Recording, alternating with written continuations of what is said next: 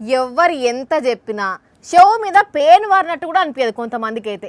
Bike చేతులు ఉంటే చాలు, చేతులు ములముల అంటాయో లేకపోతే పెయ్యి మీద సోయి ఉండదో ఏందో కానీ గుడ్డెద్దు చేనులో పడ్డట్టే అడ్డదిడ్డంగా పోయి ఆయనతో ఎల్లెలకల పడి కాలు రెక్కలు ఇరగొట్టుకునే పరిస్థితి తెచ్చుకుంటారు.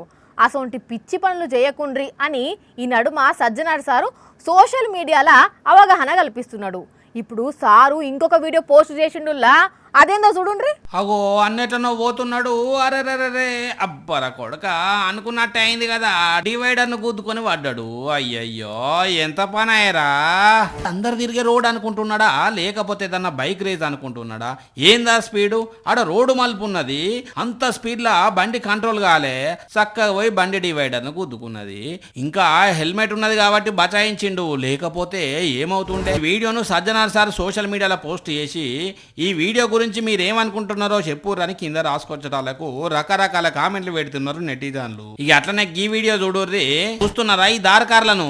1 2 3 4 5 6 ఒకటే బైక్ మీద 6గురిని ఇరికిచ్చి కూసుండే పెట్టి పెళ్లి బరాత్ లేకన బాజాప్తిగా పోతున్నారు.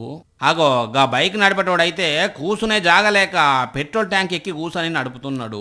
దబ్బున బండి బ్యాలెన్స్ తప్పిందే అనుకో, ఏంది పరిస్థితి? కాలు చేతులు ఇరిగాయా? ఉత్తరప్రదేశ్ రాష్ట్రం ముజఫర్ నగర్లో జరిగింది ముచ్చట. ఏమిరా ఈ పనులు?